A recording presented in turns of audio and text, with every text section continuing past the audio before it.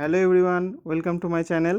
আশা করি সকলে ভালো আছেন। চলুন দেখি ছানার ডালনা কীভাবে বানালাম। আমি 1.5 লিটার দুধ নিয়েছি। দুধটা ভালোভাবে ফুটিয়ে নিয়েছি। দুধটা একটু ঠান্ডা হলে আমরা ছানা তৈরি করে নেব।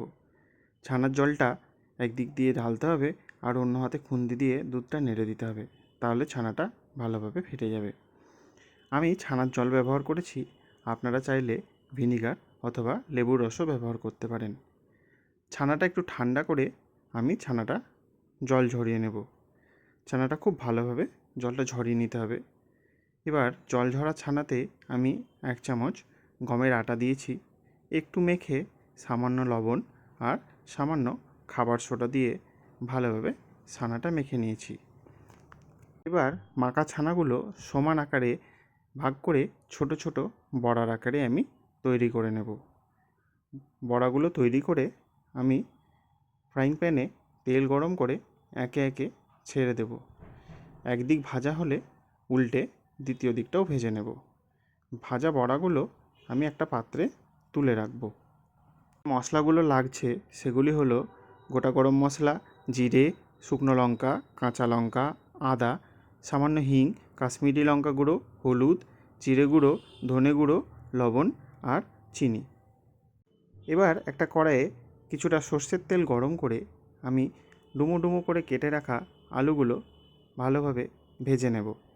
আলুগুলো ভাজা হয়ে গেলে আমি আলুগুলো একটা পাত্রে তুলে রাখব। এবার ওই তেলেই আমি গোটা গরম মশলা, শুকনো লঙ্কা আর সামান্য হিং ফোড়ন দিলাম। এবার মশলাতে আমি আদা, কাঁচা লঙ্কা, জিরে ও ধনে বাটা দিলাম আর দিলাম স্বাদ মতো লবণ আর চিনি।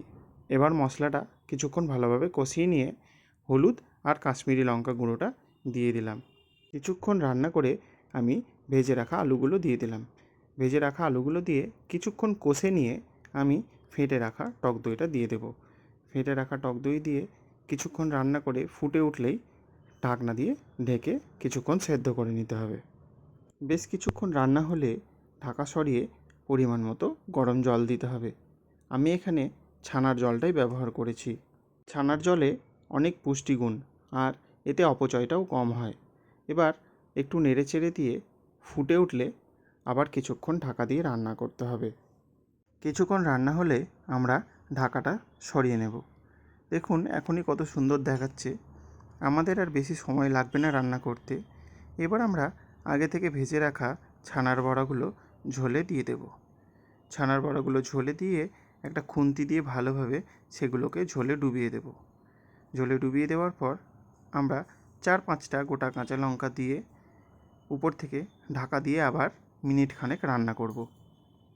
মিনিট খানেক রান্না হলেই উপর থেকে সামান্য গরম মশলা আর 1 চামচ ঘি ছড়িয়ে একটু নেড়ে দিলেই রান্না হয়ে যাবে আমাদের নিরামিষ ছানার ডালনা। গরম ভাত, পোলাও, লুচি, পরোটা যার সঙ্গে খুশি পরিবেশন করুন এই নিরামিষ পদটি। আপনারাও এইভাবে একবার রান্না করে খেয়ে দেখুন আর আমাকে জানান কেমন লাগলো।